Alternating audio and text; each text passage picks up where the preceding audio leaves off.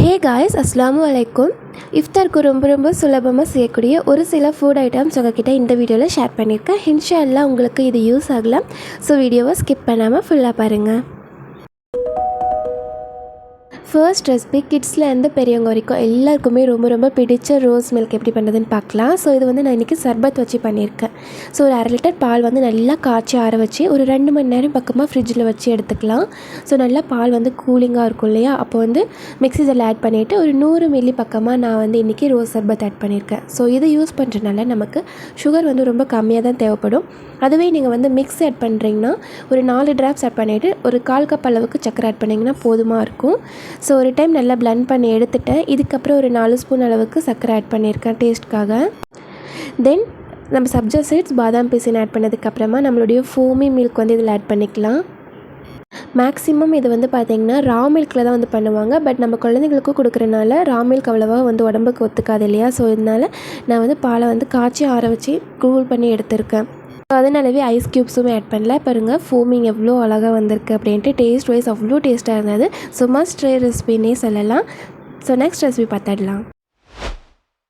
ரொம்ப குயிக்காக ஈஸியாக எல்லாருமே செய்யக்கூடிய மெத்தடில் வந்து சீஸி பிரெட் பீஸா எப்படி பண்ணுறதுன்னு தான் காமிச்சிருக்கேன். ஸோ வீடியோவை ஸ்கிப் பண்ணாமல் ஃபுல்லாக பாருங்கள்.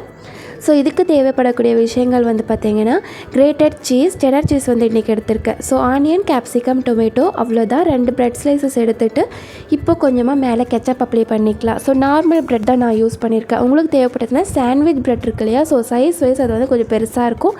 டேஸ்ட்டுமே வந்து பார்த்திங்கன்னா ஆல்மோஸ்ட் பீஸாவுடைய டேஸ்ட் வந்து அது கொடுக்கும். பட் அது எனக்கு கிடைக்கல அப்படின்னால இந்த பிரெட் யூஸ் பண்ணியிருக்கேன்.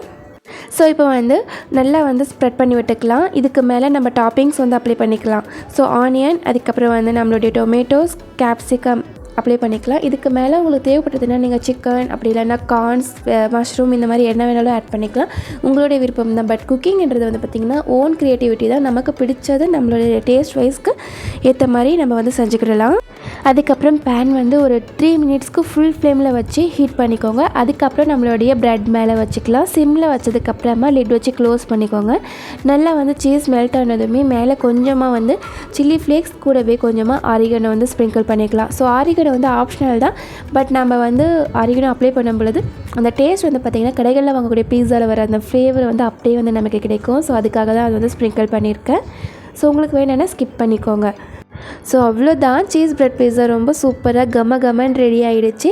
இன்ஷா அல்லாஹ் உங்களுக்கும் இந்த ரெசிபி கண்டிப்பாக பிடிக்கும். வீட்டில் மறக்காமல் ட்ரை பண்ணி பார்த்துட்டு எப்படி இருக்குது அப்படின்ற கமெண்ட்டில் சொல்லுங்கள். அதுக்கப்புறம் ரம்ஜானுடைய மெயின் டிஷ்ஷான நோம்பு கஞ்சி மஸ்ஜிதில் வந்து கொடுப்பாங்க. பட் அங்கே போய் வாங்கிட்டு வர முடியாத பட்சத்தில் நம்ம வந்து வீட்டிலேயே வந்து ஈஸியாக பண்ணிடலாம்.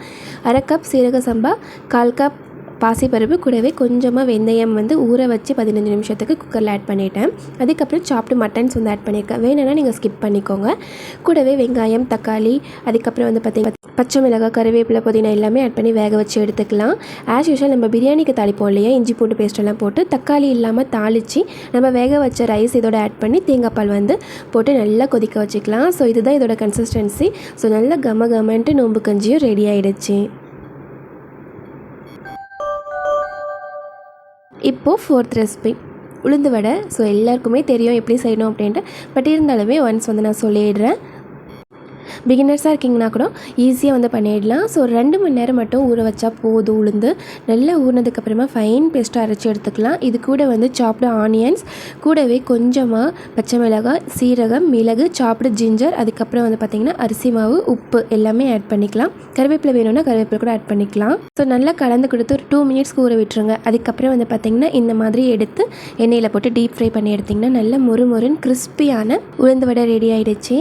ஸோ மாஷா அல்லாஹ் என்னுடைய இஃப்தாருக்கு நான் இந்த மாதிரி ரெசிபி தான் வந்து பிளான் பண்ணி செஞ்சுருந்தேன். ஸோ எப்படி இருக்குது அப்படின்ட்டு மறக்காமல் கமெண்ட்டில் சொல்லுங்கள். அண்ட் ஆல்சோ இந்த வீடியோ கண்டிப்பாக உங்களுக்குமே யூஸ்ஃபுல்லாக இருந்திருக்கும் அப்படின்ட்டு நினைக்கிறேன். அண்ட் இந்த ரெசிபிஸ் நீங்களுமே வீட்டில் ட்ரை பண்ணி பார்த்துட்டு எனக்கு வந்து கமெண்ட்டில் சொல்லுங்கள். இன்ஷா அல்லாஹ் இன்னொரு இன்ட்ரெஸ்டிங்கான வீடியோவில் பார்க்கலாம். Until then bye, take care and thank you so much for வாட்சிங்.